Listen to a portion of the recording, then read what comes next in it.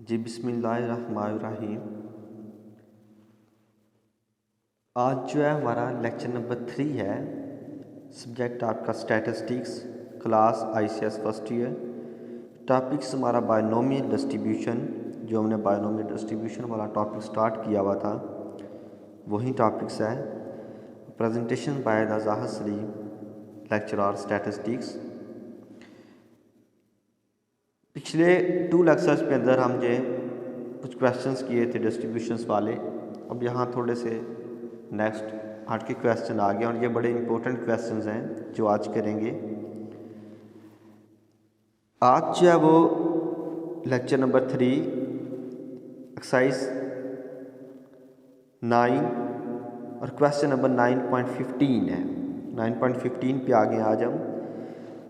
इसमें क्वेश्चन में कह रहा है द मीन, पहले आप क्वेश्चन ज़रा ध्यान से सुन लीजिएगा। इसमें कह रहा है द मीन एंड वेरिएंस।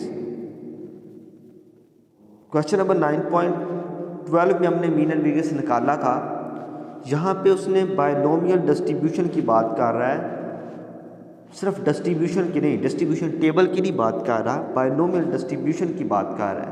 और बायनोमियल डिस्ट्रीब्यूशन का मीन का फार्मूला आता है NP और वेरिएंस का फार्मूला आता है NPQ। ये हमने पहले भी डिस्कशन किया हुआ था। कह रहे हैं मीन एंड वेरिएंस, दो चीज़ें जो हैं a binomial distribution are 6 and 2.4 respectively. तो ये दोनों वैल्यूज़ मीन एंड वेरिएंस की वैल्यूज़ गिवन है 6 and 2.4 रिस्पेक्टिवली। का मतलब होता है क्या, पीछे देखें, अगर पहले मीन आ रहा है तो पहली वैल्यू मीन की होगी, बाद में वेरिएंस आ रहा है तो बाद वाली वैल्यू वेरिएंस की होगी। रिस्पेक्टिवली का मतलब होता है जिस तरह ऊपर तरतीब दी गई है, आगे जो वैल्यूज़ हैं वो उन्हीं वैल्यू की उसी तरतीब के साथ है।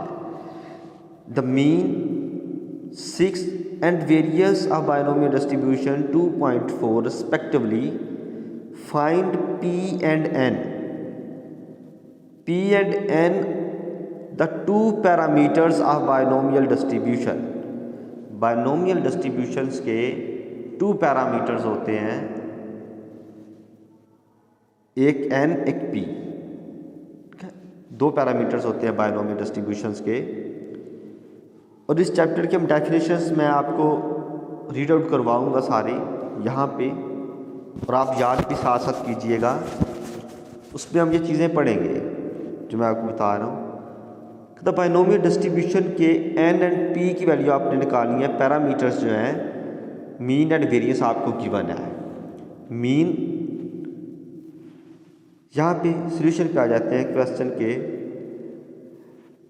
Mean is equal to NP। Binomial distribution का जो मीन का फार्मूला होता है वो NP होता है, और क्वेश्चन के अंदर मीन की वैल्यू 6 दी हुई है तो हमने इसे 6 कह लिया। क्वेश्चन नंबर 1 आ गई।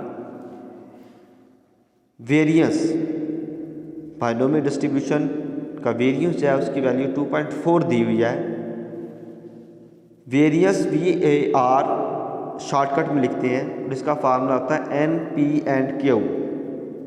ये NP एंड Q वेरिएंस की फार्मूला है और उसकी वैल्यू 2.4 जो है वो क्वेश्चन में दी हुई है। ये हमने 2.4 लिख ली, इसे क्वेश्चन नंबर 2 कह दिया। नो, हमने वैल्यू जो फाइंड करनी है वो P और N की फाइंड करनी है।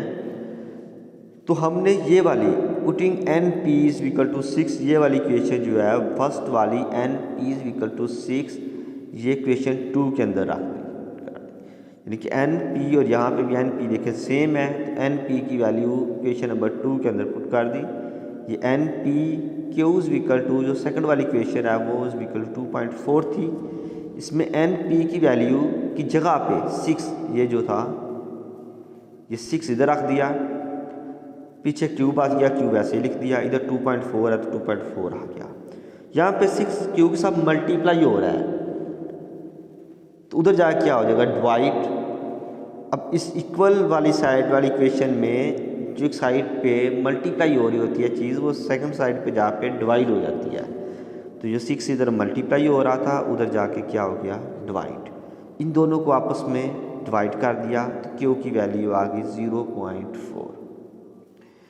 अब जब Q की वैल्यू हमारे पास मौजूद है तो P की वैल्यू हम निकाल सकते हैं किस तरह, P is equal to 1 subtract Q। तो 1 और अब Q की वैल्यू है ये 0.4, ये यहाँ पे रखी और 1 सब्ट्रैक्ट 0.4 किया तो 0.6 आ गया हमारे पास। सेकंड, अब हमने फाइंड करना है P एंड N, तो यहाँ पे हमने P की वैल्यू निकाल लिया है। अब P की वैल्यू जो है 0.6 जो आई है, ये अगर हम फर्स्ट वाली इक्वेशन में रखते हैं तो N निकल आएगा जो हमने फाइंड करना है। सेकंड, आपकी मर्ज़ी है P की वैल्यू और Q की वैल्यू, ये P एंड Q जो है इन दोनों की वैल्यू आप इक्वेशन नंबर 2 में भी रख सकते हैं, तब भी N आपके पास आ जाएगा। लेकिन क्वेश्चन को सोल्व करने का आसान से आसान तरीके की मेथड की तरफ जाते हैं, तो यहाँ पे सिर्फ P की वैल्यू जो है 0.6 मैंने क्वेश्चन नंबर 1 में रख ली। जो क्वेश्चन नंबर 1 थी क्या, NP इज इक्वल टू 6। अब P की वैल्यू 0.6 जो है इसमें ऐड कर दी है, इज इक्वल टू 6। अब 0.6 इधर मल्टीप्लाई हो रहा है, उधर जाके डिवाइड हो जाएगा, 6 डिवाइड बाय 0.6 हो गया, इधर n बच गया, इन दोनों को डिवाइड किया तो 10 आ गया।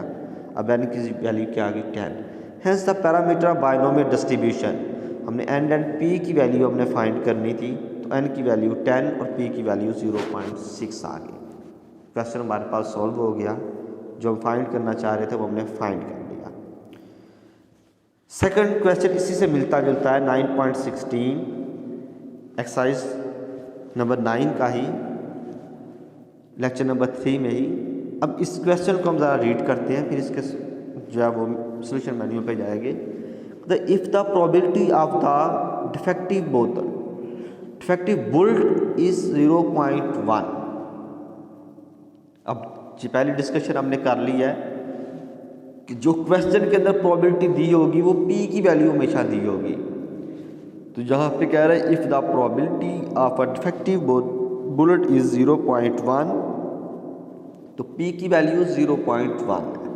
The find the mean and standard deviation of a distribution, mean भी निकालना है और स्टैंडर्ड डेविएशन भी निकालना है। ये हमने मीन एंड वेरिएंस का फार्मूला पीछे भी पढ़ा है अभी, mean is equal to NP और variance is equal to NPQ। और स्टैंडर्ड डेविएशन क्या होता है, ये मैंने डेफिनेशन के निशान आपको लिखवाए थे, ये रीड आउट करवाएंगे। स्टैंडर्ड डेविएशन वेरिएंस का जज़र होता है बेसिकली, वेरिएंस का हम जज़र ले लेंगे तो स्टैंडर्ड डेविएशन निकल आएगा। स्टैंडर्ड डेविएशन के लिए भी हम वेरिएंस निकालना पड़ेगा। The distribution of defective bullet is in a total of 500। अब ये n दिया हुआ है आपको, नंबर जो होते हैं टोटल नंबर 500 जो हैं इसे हम n कहेंगे। n की वैल्यू 500 दी हुई है और P की वैल्यू 0.1 दी है। सोल्यूशन मैनुअल पे आ जाते हैं। तो सोल्यूशन गिवन, क्वेश्चन के अंदर जो गिवन है वो P की वैल्यू, ये प्रोबेबिलिटी ऑफ जो है आपके पास डिफेक्टिव बुल्ट्स जो है वो 0.1, n जो है वो 500, ये n 500 दिया हुआ है। निकालना क्या है, मीन एंड वेरिएंस। आपने जब P गिवन होगा तो Q हम निकाल सकते हैं। Q इज इक्वल टू क्या है, 1 सब्ट्रैक्ट P, तो 1 सब्ट्रैक्ट 0.1 P की वैल्यू, तो Q आ गया 0.9 हमारे पास।